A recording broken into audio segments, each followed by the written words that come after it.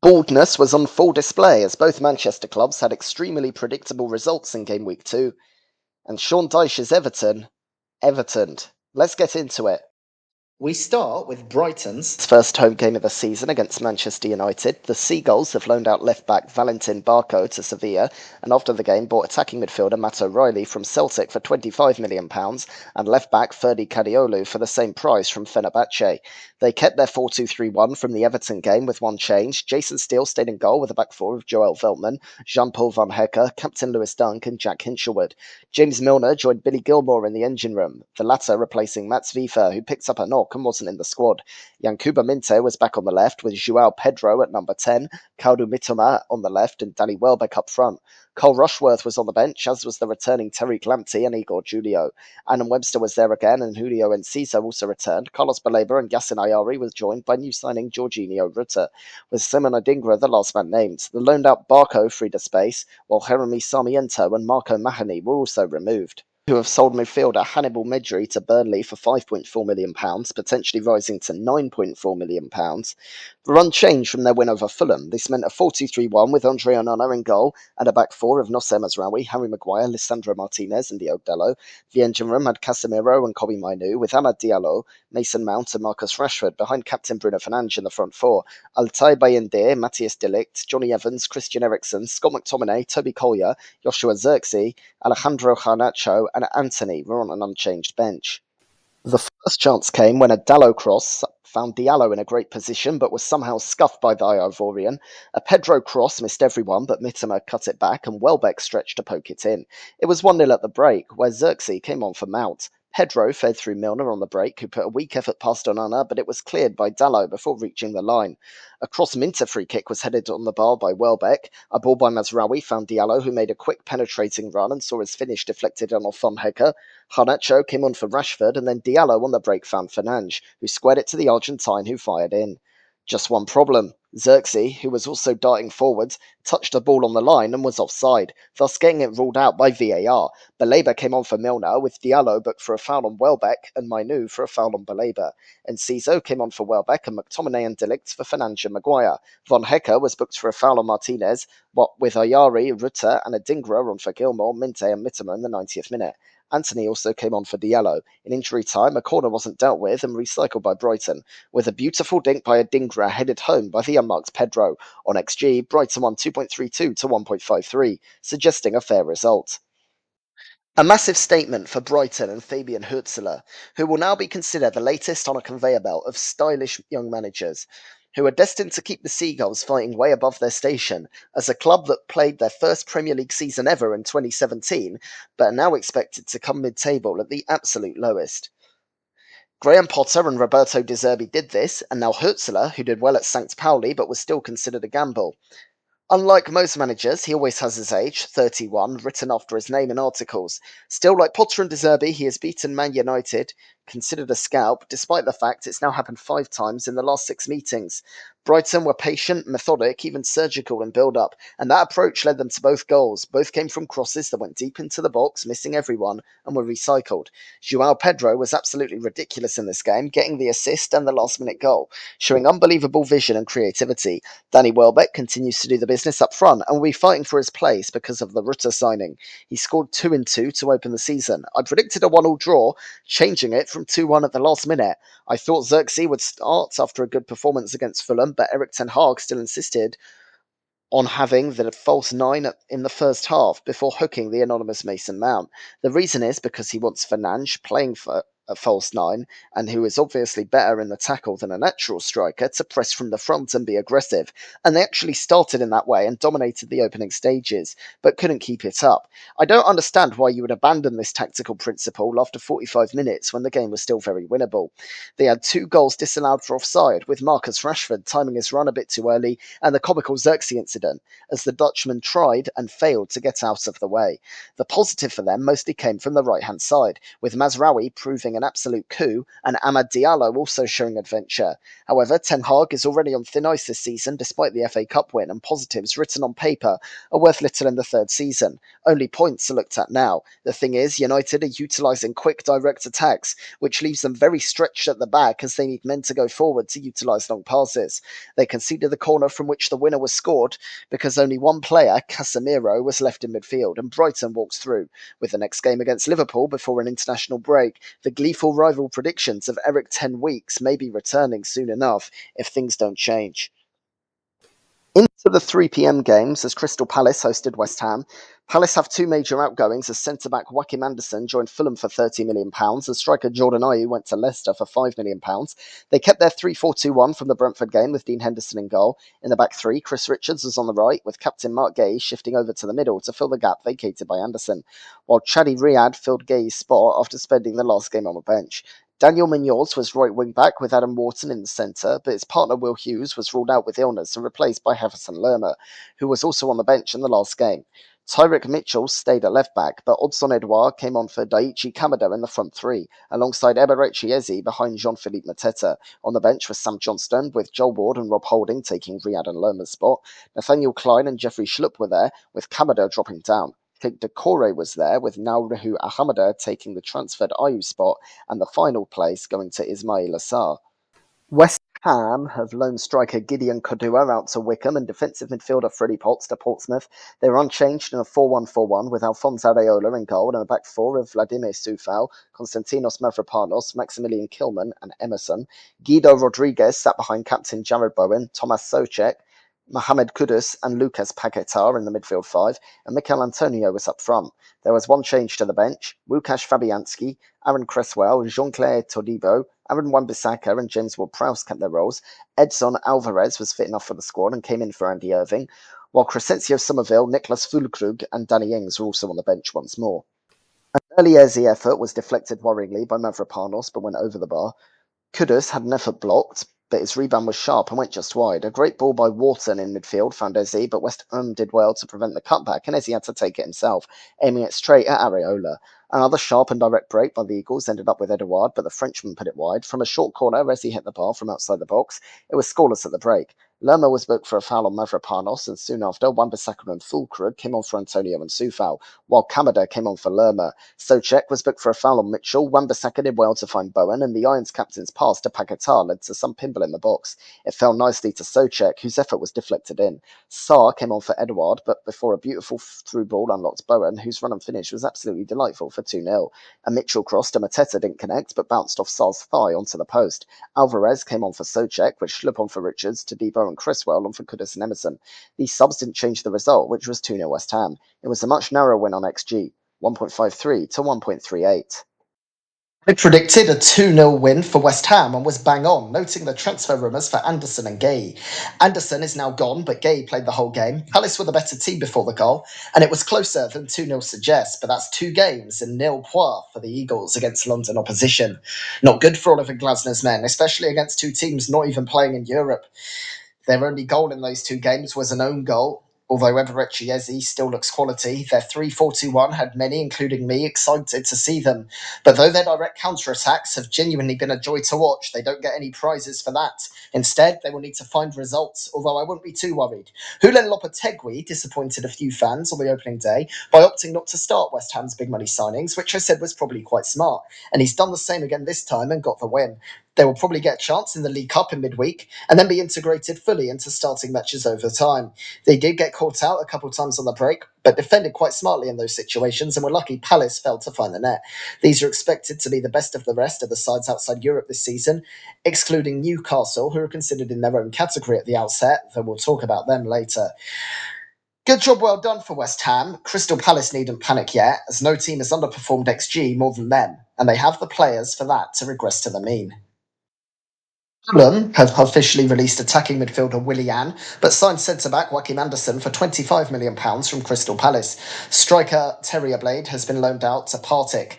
They hosted Leicester with an unchanged 11, that is a 4-2-3-1 with captain Bernd Leno in goal, a back four of Kenny Tete, Issa Diop, Calvin Bassey and Anthony Robinson, and Andreas Pereira and Sasa Lukic in the engine room. Adama Traore, Emil Smith-Rowe and Alex Iwobi were behind Rodrigo Muniz in the front four. The bench was also the same, with Stephen Bender, Jorge Huenza, Timothy Castagna, Harrison Weed, Harry Wilson, Tom Kearney, Ryan Sessegnon, Raul Jimenez, and Jay Stansfield. Leicester have also made a signing from Palace, with right winger Jordan Ayew joining for an undisclosed fee.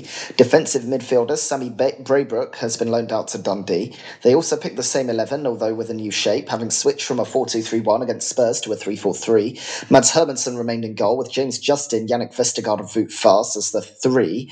Abdul Fatawu was now a right wing back, with Harry Winks and Wilfred Ndidi in the middle, and Victor Christiansen on the left. Facundo Buonanotte was now on the right wing, with captain Jamie Vardy in the middle, and Bobby Decordova-Reid on the left. Danny Ward, Caleb Coley, Ricardo Pereira and Hamza Chowdhury remained on the bench, with new signing Oliver Skipp coming in for Ben Nelson. Bubakari Sumare, Casey McAteer and Steffi Mafdidi were all named, while new signing Jordan Ayew replaced Thomas Cannon. An early Traore effort was pushed aside by Hermansen. Buonanotte set up Decordova-Reid, and a smart stop was needed by Leno to prevent a long-range goal. On the break, Traore found Smith-Rowe, who drove forward and finished to give Fulham the lead. A Robinson cross saw Muniz head just wide. Faes headed home a Buonanotte corner, but Vardy was ruled offside for blocking Leno's view. However, this was overturned by VAR and ruled a goal. At the other end, a Muniz header was saved by Hermansen. It was 1-1 at the interval. Faes gave it away in his own third, and Traore found Muniz, but the Brazilian put it over. A Pereira corner was headed over by Tete. Christensen was booked for a foul on the Dutchman. Ayew came on for Decordova-Reid before Wilson and Kearney came on for Smith-Rowe and Traore. A great through ball by Robinson found Iwobi, and the Nigerian's effort was too hot to handle for Hermansen and restored Fulham's lead. Mavadidi and Skipp came on for Vardy and Buonanotte, with Wilson booked for a foul on Christensen. Jimenez came on for Muniz, with McAteer on for Christensen and Reid on for Pereira. Kenny was booked for a foul on Justin and Vestergaard for a foul on Reid. It finished 2-1. Fulham also won on XG 1.96 to 0.86. Fulham will be pretty delighted by that. Both teams got credit in game week 1, like most teams will do, for the achievement of not getting battered by a Big Six team. However, most of these teams' chances to get points will be in games like this. A real reason to smile for Fulham fans will be Emil Smith-Rowe, the new signing who looked brilliant in pre-season, getting his first goal. It's so important for new signings to start well before they get dogged with questions.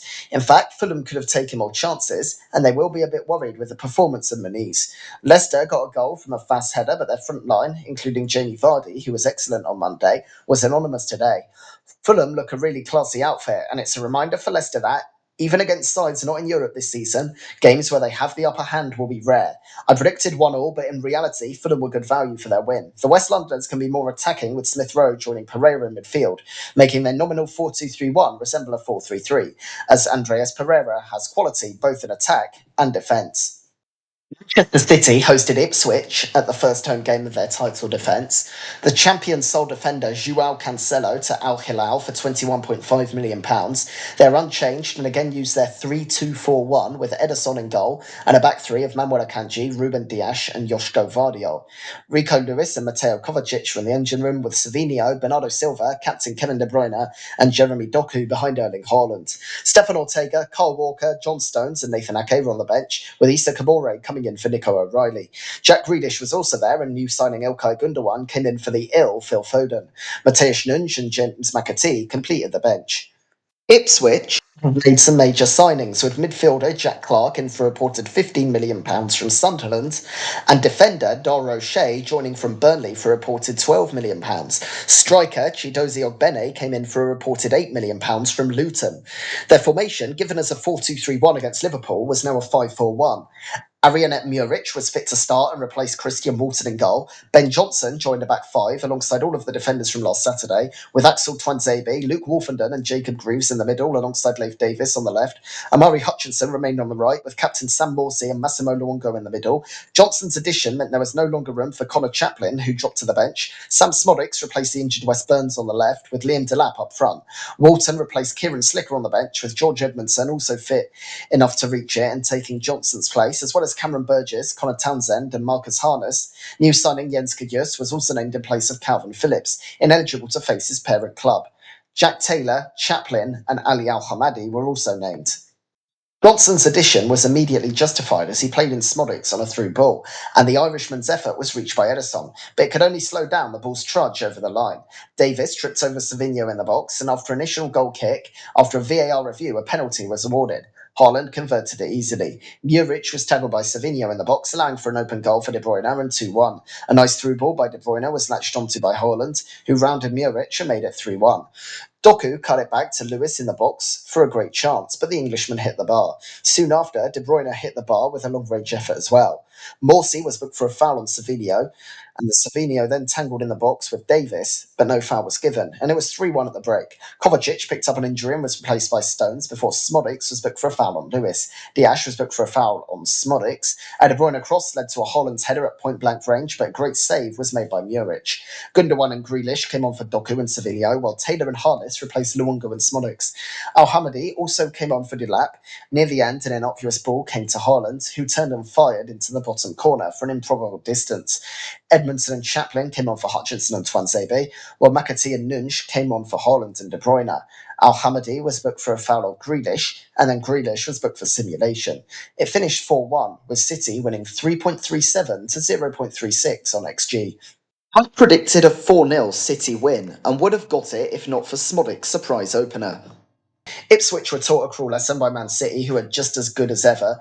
Erling Haaland scoring a hat-trick will cause rival fans and fantasy PL players groan alike, with Haaland getting record numbers for triple captaincy. Rival fans would have been delighted when new signing Smodics put Ipswich in front, but in reality Man City were far too good for Ipswich, and Haaland now has 94 goals in 101 for City, defying mathematics. You see what I did there? Some people will get it.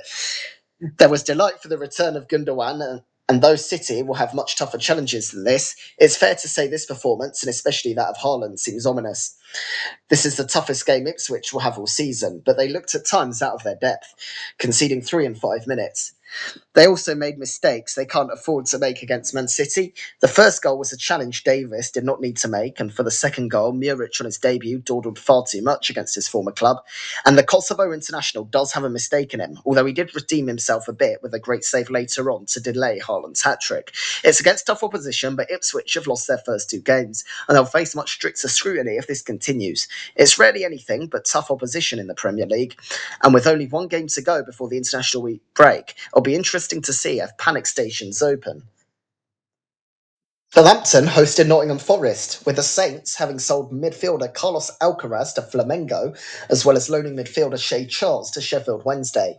They picked an unchanged team to that which faced Newcastle, a 5-3-2. Alex McCarthy is in goal, a back 3 of Taylor Harwood-Bellis, Jan Bednarek, and captain Jack Stevens in head of him.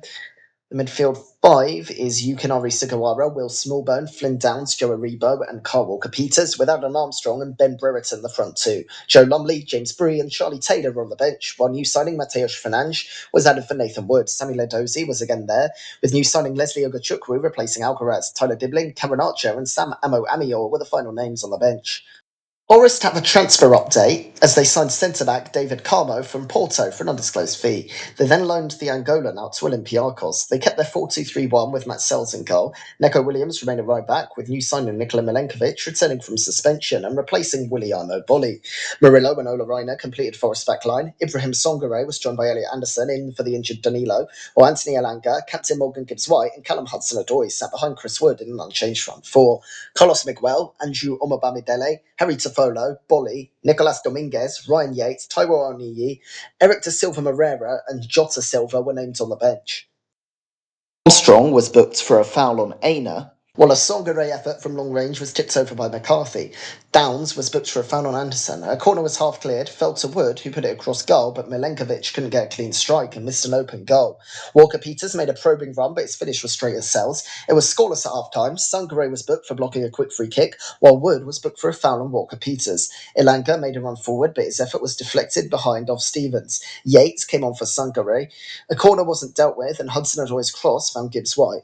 Then it was blocked, but the Forest captain smash home the rebound. Edozie and Archer came on for Armstrong and Sugawara.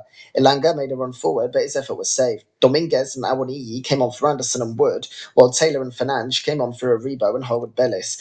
A smart Hudson-Odoi effort was saved by McCarthy later on. Bednarek was booked for a foul on Awoniyi, with Dibbling on for Smallbone. Dominguez was booked for a foul on Dibbling, and Silver and Bolly came on for Gibbs-White and Hudson-Odoi in injury time. Forest saw out a 1-0 win. Forest took this 2.86 to 0.21 on XG.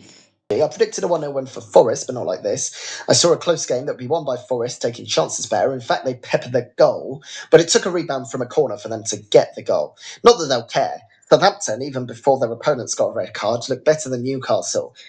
But in this game at home, they were outplayed and were lucky to lose 1-0. In the first half alone, they survived 12 shots on target from their visitors. If Forest are to get into a relegation fight, then results like this will be crucial after they failed to finish their job against Bournemouth. But on today's evidence, they may well not need to worry about that. Southampton, on the other hand, will be very worried indeed, having played well but failed to take a massive chance last week. But looking second best today, they need to find 3 teams worse than them, with those that finished near the drop zone last season prime among them. But right now, it looks like it'll be very difficult to stay up. Spurs hosted Everton for the first game this season at Tottenham Hotspur Stadium. The Lily Whites have loaned centre-back Ashley Phillips to Stoke and forward Manor Solomon to Leeds. They kept their 4-3-3 shape from Monday with an unchanged back line, Guglielmo Vicario in goal and a back four of Pedro Porro, Christian Romero, Mickey van der Veen and Destiny Adogi. In midfield, Dejan Kulusevski replaced Pap Sarr, while Yves Bissouma returned from his internal suspension after the laughing gas incident for the injured Rodrigo Bentancur.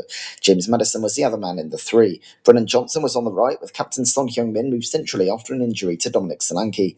New signing Wilson Odobert filled in the space vacated. On the bench, Fraser Forster returned and replaced Brandon Austin, while Radu Dragusin, Jed Spence, Ben Davies, Archie Gray, Lucas Bergvall, Sarr, Richarlison and Timo Werner were also named. Everton have seen 2 keepers depart, with Asmir Begovic joining QPR on a free and Harry Tyra being loaned out to Blackpool.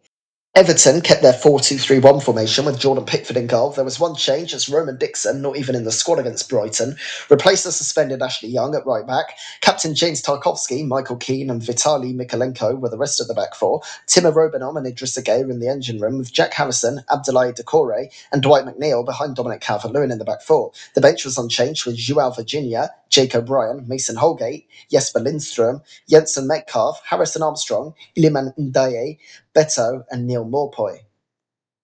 Early on, a Son ball found Romero, who fired straight at Pickford.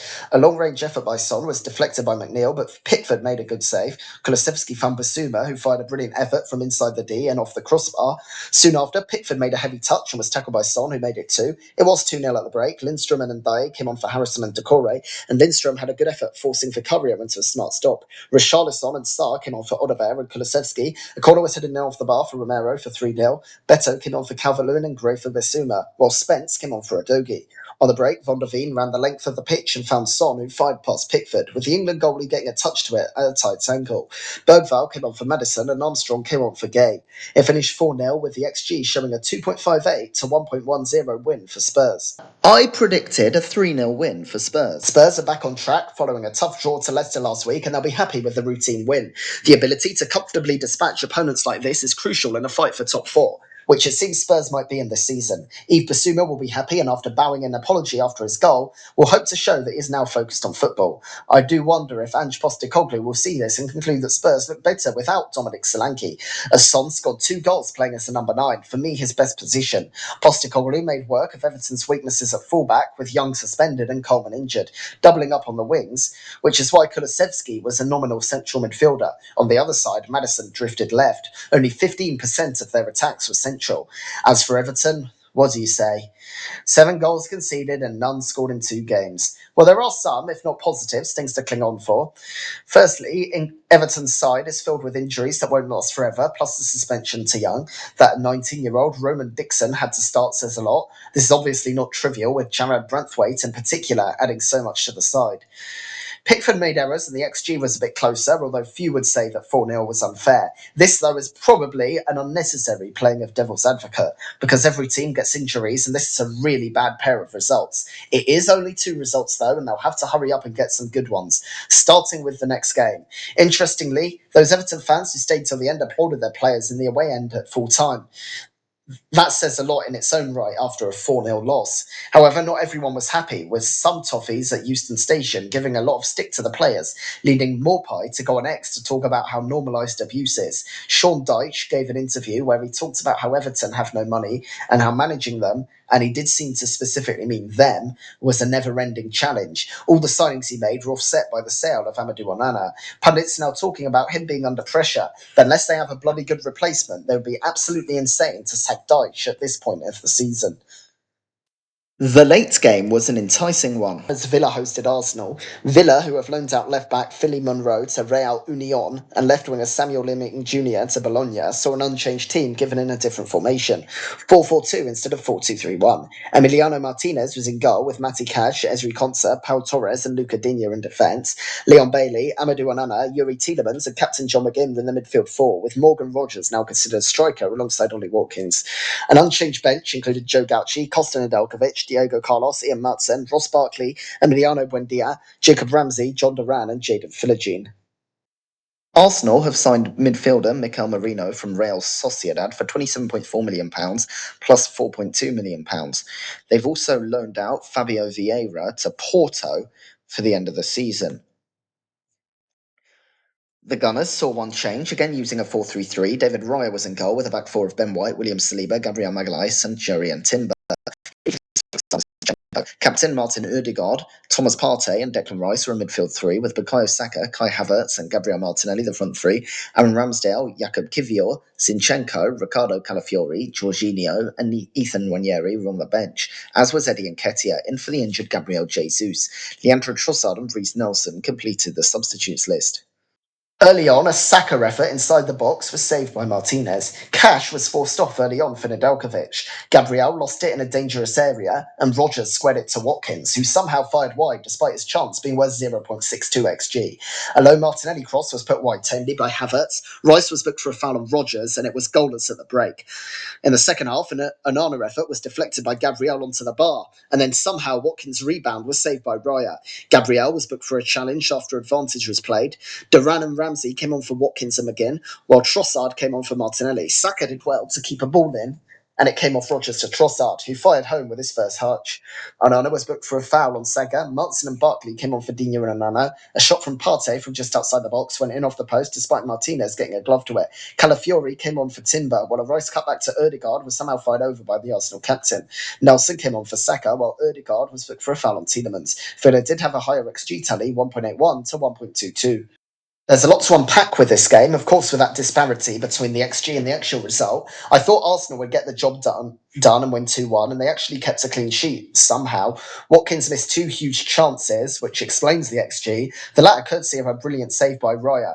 Many Arsenal fans were shocked by the replacement of the much-loved Aaron Ramsdale, especially after a shaky start for the Spaniard, but he has shut them all up with another fantastic performance, and now his place is unquestionable, at least to Ramsdale. As for Watkins, it's not good to miss two sitters, and that's what both of these were. But at the same time, he's getting in positions to make chances, and it's too good for that to keep happening, so I wouldn't worry just yet. They also have a good backup in John Duran on the bench. Villa looked good in spells, and Morgan Rogers looked fantastic in his new role. Once again, Arsenal shifted right to create space for Martinelli, but the Brazilian lacked end product. Many Arsenal fans were shouting for Trossard to come on, and when he did, he rewarded their advocacy with a goal from his first touch. Arsenal have now won 2 from 2, somehow without conceding, and this is a massive win away to a Champions League side. Aston Villa will be gutted because they had chances, but they ultimately looked second best against the Gunners. Bukayo Saka becomes the third youngest player in history to reach 100 Premier League wins. Bournemouth have loaned out left-back Noah Boutin to Eastleigh and attacking midfielder Hamed Traore to Auxerre. They hosted Newcastle in the earlier Sunday game. The Cherries went with a 4-2-3-1 with captain Neto in goal. Julian Araujo came in for Adam Smith at right-back, and Ilya Zabarnyi was joined by Marcos Senesi, who was fit and replaced Dean Huijsen. Milos Kerkez remained at left-back. Lewis Cook shifted to the right of the engine room with Ryan Christie in for Alex Scott. Antoine Semenyo shifted to right wing as Dango Ouattara dropped to the bench, while Justin Kluivert came in at attacking midfield, shifting Marcus Tavernier to the left and leaving no room for Luis Sinisterra as Evan Nielsen shafted up front. On the bench was Mark Travers, Huijsen, Smith, James Hill, Scott, Ouattara, Sinisterra, Daniel Jebison and Jaden Anthony. There was no longer room for Traore or Philip Billing. Newcastle have lined up in a 4-3-3 again, with Nick Pope in goal. Tino Livramento was at right back, with Emil Kraft replacing the suspended Fabian Schär, and Dan Burn shifting to left centre back. Lloyd Kelly came in for Lewis Hall at left back. The midfield three was unchanged, with Sean Longstaff, captain Bruno Guimaraes, and Joel Linton, as was the front three with Jacob Murphy, Alexander Isak, and Anthony Gordon. John Ruddy replaced Martin Dubravka on the bench amidst rumours of either transfer or minor injury for the Slovakian. Kieran Trippier, Matt Targett, and Hall were also there, with Alex Murphy taking Crad's spot. Harvey Barnes, Miguel Almiron, Joe Willock, and William Osula completed the lineup. Christie was booked for a foul on Guimaraes before a long-range effort from Semenyo hit the bar.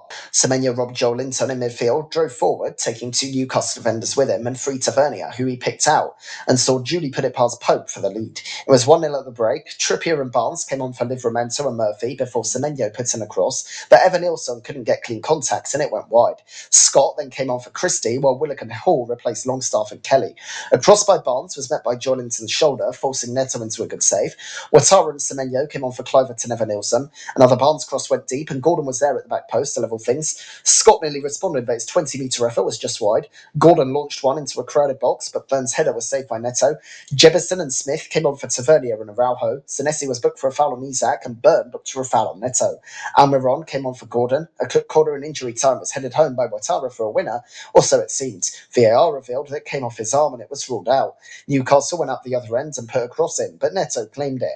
With the Brazilian running out to try and start a break, he was clotheslined by Joel Linton. But this only earned the Magpies midfielder a yellow card. A Bournemouth coaching staff member was sent off for complaining. It finished 1-1, with Bournemouth having a higher XG, 2.31 to 1.83. I predicted a 1-0 win for Newcastle, but it was Bournemouth who were the better team. Andoni Areola stated, "It's the most frustrated I've ever been as a manager, because VAR disallowed the goal. This was the major talking point at the weekend. And I can't understand it. If you watch it, it's obviously a handball. It's not like he heads it and it sort of brushes his arm on the way either. The pundits, who for 5 years of VAR's existence have been advocating common sense, now some of them have been bringing out technicalities of why it's a goal. But common sense clearly shows it's off his arm. Yes, his upper arm, but his arm. The decision was correct, but fans go into meltdown because the team that most people wanted to win got hurt by it." Anyway, Evan Nilsson got his debut, which led to the end of the Semenyo as a false nine experiment. This put him out on the right, where he was absolutely brilliant. Since the takeover, Newcastle have never looked further away from the Saudi mega club they aspire to be, having been absolutely ordinary again.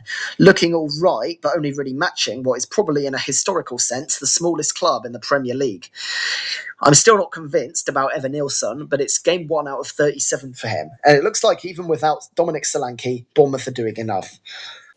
There was another game at this time as Wolves hosted Chelsea due to the latter's European commitments. Wolves, who have loaned out attacking midfielder Tawanda Chirewa to Derby, again, well as centre-back Nigel Longwyke and defensive midfielder Joe Hodge, both to Huddersfield, then used a 4-2-3-1 with an unchanged backline of Jose Sarr in goal and Mac Doherty, Yerson Mosquera, Totti Gomes and Ryan Ait-Nouri in the back four. Joao Gomes and captain Mario Lamina in the engine room, with Hwang Hee-chan as right winger. Matthias Cunha came in at number 10, forcing Jean-Rickner Bellegarde out left, and Rodrigo Gomes was benched. Jurgen Strand-Larsen was again the striker. Dan Bentley, Santiago Bueno and Craig Dawson were on the bench, while Boubacar Traore came in for Chiquinho. The remaining names were Daniel Pedent, Tommy Doyle, Pablo Sarabia, Rodrigo Gomes and Gonzalo Guedes. After a 4-3-3 in the Conference League against Servette, Chelsea returned to a 4-2-3-1 for this game. Robert Sanchez replaced Philip Jurgensen in goal with an all-new backline as Malo Gusto came in for Renato Vega. Wesley Fofana, who was not even in the squad on Thursday, replaced Benoit Badiashile. Levi Colwill came in for Tosin Adraboyo, and Marc Cucurella replaced Axel Disasi. Moises Caicedo kept his spot in the engine room, joined by captain Enzo Fernandez, who came in for Kiernan Dewsbury Hall. Noni Madueke replaced Christopher Nkunku on the right, while Cole Palmer came in for Pedro Neto in attacking midfield. Mihailo Mudryk kept his place on the left, with Nicholas Jackson in for Mark Guyu up front. Jurgensen, Adraboyo, Badiashile, Dewsbury Hall, Vega, Neto, new signings Joao Felix, Nkunku and Guyu were on the bench. There was no room for Marcus Bettinelli or Romeo Lavia, the latter of whom was injured. An early corner was headed on by Cunha and then headed in by Jackson to give Chelsea the lead. Chelsea lost it in midfield and Ait-Nouri went on a brilliant run and found Cunha, who smashed home an equaliser. Ait-Nouri was booked for a foul on Madueke, while Gusto was booked for a foul on Cunha. A Cunha effort was deflected off the bar by Colwill. Palmer was booked for arguing with the ref after a foul. Smart touch by Jackson then found Palmer, who spotted Sarr off his line and lobbed him. A free kick was headed by Totti onto Larson, who tucked it home in injury time. It was a 2-2 at the break, with Neto coming on for Mudryk at half time. A Madueke effort was deflected by Aït-Nouri past Sarr to give Chelsea a lead they would not relinquish. A nice run by Palmer found Madueke and he fired through Sarr's legs to double his tally and Chelsea's lead. Pedence then came on for Hwang. On a break, Palmer hit the post from a tight angle. After Fernandez won it back deep in Wolves' territory, Palmer found Madueke again, who completed his hat-trick, and Palmer's hat-trick of assists. Dawson, Sarabia, and Rodrigo Gomes came on for Aït-Nouri, Cunha, and Bellegarde. Felix came on for Jackson for his second debut. Mosquera was booked for a foul on Caicedo. Cucurella was also booked for his reaction. Dewsbury Hall came on for Caicedo. On a break, Wolves were stretched. Palmer found Neto, who cut it back, but Felix fired home. Vega and Nkunku came on for Cucurella and Palmer. Doyle came on for Lamina near the end. It finished 6-2 Chelsea, but remarkably, Wolves had a higher XG, 2.11 to 1.65. I predicted a 2-0 win for Chelsea, and even though the scoreline wasn't sound, my reasoning was. I said I thought things would be even in the first half, but Chelsea would get the win in the second, and that's exactly what happened. Noni Madueke accidentally publicly released an Instagram story intended for just close friends, saying, "Everything about this place is shit," when arriving in Wolverhampton, for which he apologised after the game. But while the home fans booed him, the Wolves players gave him the freedom of the city. This will lead to serious questions over whether this new back four will work, although managing to concede 6 goals from 1.65 xg is remarkable. A few shots went in from tough angles, to be fair, plus Cole Palmer's header. In a way, Wolves did draw Chelsea into a chaotic game, which runs contrary to Enzo Maresca's position-based principles, but pressing high just allowed Chelsea to counter. Still, it worked for the Blues, and Maresca will have to consider that. With Lavia out, Madueke absolutely shone with a hat-trick, and it was correct to see Fernandez back in defensive midfield. It's rare for someone to score 3 and not be man of the match, but all of them were assisted by Palmer, who also got one himself. I'm quite happy with my prediction, as it is very easy to point and laugh at the Chelsea freak show and forget that they have some very good players. Instead, I correctly called that they would get the job done, and they did so in brilliant fashion. At half-time against Servette, with a score goalless, there are some boos at Stamford Bridge, but this will restore confidence that just because they lost to City, I should say, that doesn't mean there isn't a team with some very good talent in there. If they can get the likes of Madueke and Jackson playing at the same level that Palmer did last season, they could be a force to be reckoned with. The game saw Liverpool host Brentford for Arne Slot's home debut. The Reds have sold forward Harvey Blair to Portsmouth for £300,000, potentially rising to £600,000. They bought goalkeeper Georgi Mamadashvili for £25 million, potentially rising to £29 million, and then loaned him back to the Mestalla. Defender Owen Beck was loaned to Blackburn. Liverpool stayed with a 4-2-3-1 and had Alisson Becker in goal. Trent Alexander-Arnold remained at right back, but Ibrahima Konate replaced Jarell Konsa. Captain Virgil van Dijk and Andy Robertson completed the back line. The rest of the team was unchanged, with Ryan Gravenberch and Alexis McAllister in the engine room, and Mohamed Salah, Dominic Szoboszlai and Luis Diaz behind Diogo Jota in the front four. Guimin Kelleher was on the bench, as was Joe Gomez, who replaced the injured Curtis Jones. Costas Tsimikas, Quansah, Conor Bradley, Wataru Endo, Harvey Elliott, Darwin Nunez and Cody Hagpo were on the bench. Brentford have signed left-back Vontae Williams for free from Crystal Palace and forward Gustavo Nunes for £10 million from Gremio. They switched from a 4-3-3 to a 4-4-2. Mark Flecken was still in goal with a back four of Mads Roslav, Nathan Collins, Ethan Pinnock and Christopher Ayer. Matthias Jensen was now on the right of a four, with captain Christian Nørgaard shifting to the right of Vitaly Janelt. Keane Lewis Potter replaced Kevin Schade on the left, with Brian Burmo and Johan Wisser now a top two. Hakon Valdemarsson was now on the bench, with new signing Sepp van den Berg replacing Miles Pert Harris on the bench. Ben Mee, Schade, Fabio Carvalho, Franco Onyeka, Yahoo Yamalio, and Mikael Damsgaard, and Ryan Trevitt completed the bench. From a Brentford corner, Liverpool broke, and Jota fed Diaz, who smashed home for the opener. Szoboszlai was booked for a foul on Visser, Gravenberch for a foul on Jedson, Norgard for a foul on Diaz, and Jedson for a foul on McAllister before half-time. It was 1-0 at the break. In the second half, an early overhead kick by Jota went wide but reached Robertson, whose powerful header was somehow saved by Flecken. A Jensen cross gave Collins a header at point-blank range, but it was saved by Alisson. Szoboszlai saw Flecken off his line from a corner, but hit the post, and the ball was recycled with a Robertson cross headed straight to the Dutch keeper by Canate. The ball was loosed after a Salah run, but Diaz's effort was pushed behind by Flecken. Diaz fed through Salah, and the Egyptian produced a mouth-watering finish to double the lead. Hakpo, Nunez and Bradley came on for Diaz, Jota and Alexander-Arnold, while Onyeka and Sharda replaced Janelt and Wissa. A Gakpo effort was headed off the bar by Collins, not that the Irishman knew too much about it. Elliott came on for Salah and Endo for Gravenberg, while Mbermo was booked for a foul on McAllister. It finished 2-0 as Liverpool took the XG 2.83 to 0.39. Well, Liverpool win very easily in what will become a common theme for Man City, Arsenal and themselves at home to lower league opposition this season. And whoever's playing, fans of the other two will watch and hope, perhaps at the pub with friends, ready to hate watch, and will be bored within 15 minutes. I predicted a 2-0 win and got it spot on. This type of game is just so predictable these days, isn't it? Arne Slot has already ended the idea of starting Jarell Quansah alongside Virgil van Dijk, and they found this game incredibly easy, although Brentford showed a venture in patches. There's only so much I can say about this kind of game. It does seem to signal that Liverpool are no mugs. I know, big shock. At least at the moment, and all of the big three teams have won both their games alongside Brighton. Arne Slot seemed comfortable, and rather than Jürgen Klopp's famous post-match antics, he gave a thumbs up and headed things down the tunnel. He's doing things his own way, with a more calm midfield, as attacking midfielder Soberslide drops back to help clean up.